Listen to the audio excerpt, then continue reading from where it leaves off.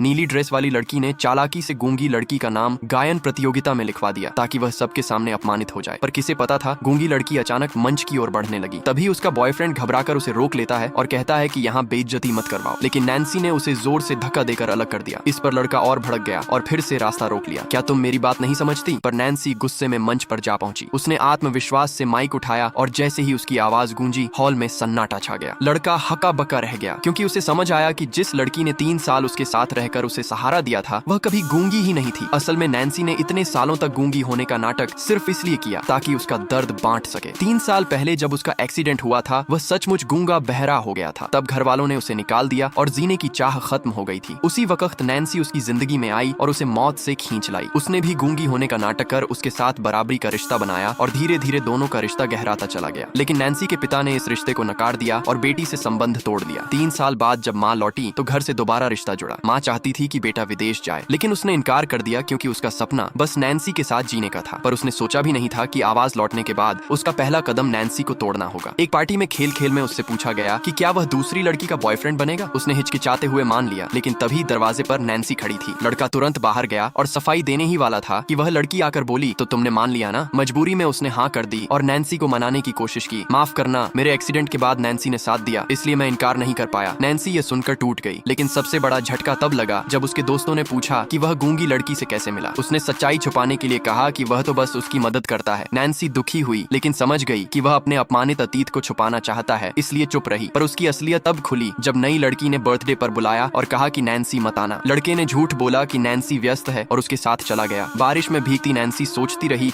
कि जिसके लिए उसने सब कुछ छोड़ा वह इतना बदल गया। यहाँ तक कि जब दोस्तों ने उसका मजाक उड़ाया और पूछा तुम इस गूंगी को जानते हो तो उसने अजनबी की तरह छोड़ दिया। नैन्सी पूरी तरह टूट चुकी थी पर उसकी माँ और सहेली ने उसे संभाला। माँ ने कहा अब और मत सहो, विदेश जाकर नई जिंदगी शुरू करो। सहेली ने गुस्से में कहा 3 दिन बाद मैं तुम्हें प्रतियोगिता में ले जाऊंगी। लेकिन नीली ड्रेस वाली लड़की पहले ही फंदा कस चुकी थी। उसने नैन्सी का नाम प्रतियोगिता में डाल दिया। जब नैन्सी पहुंची तो आयोजक ने बताया कि उसका नाम सूची में है। नैन्सी ने इनकार किया लेकिन लड़की ने तुरंत अफवाह फैलाई कि वह ध्यान खींचना चाहती है। लड़का भी घबरा गया और बोला गूंगी होकर गाना गाओगी, सब जान जाएंगे। उसने आयोजक से नाम हटाने की कोशिश की पर आयोजक ने इसे लाइव शो की खासियत कहकर मना कर दिया। लड़का जबरदस्ती खींच रहा था तभी मंच पर उसका नाम पुकारा गया। भीड़ हंसने लगी। गूंगी गाना गाएगी, जल्दी गाओ, टाइम मत खराब करो। लड़का बार बार समझाता रहा मंच पर मत जाओ, साइन लैंग्वेज में माफी मांग लो। लेकिन नैन्सी ने दृढ़ता से कहा यह गीत तुम्हारे लिए आखिरी अलविदा है। वह मंच पर पहुंची और गाना शुरू किया। लोग पहले हंसे पर उसकी आवाज ने सबको चुप करा दिया और लड़का वहीं खड़ा रह गया, ये जाने बिना कि उसने अपनी जिंदगी की सबसे अनमोल लड़की हमेशा के लिए खो दी है।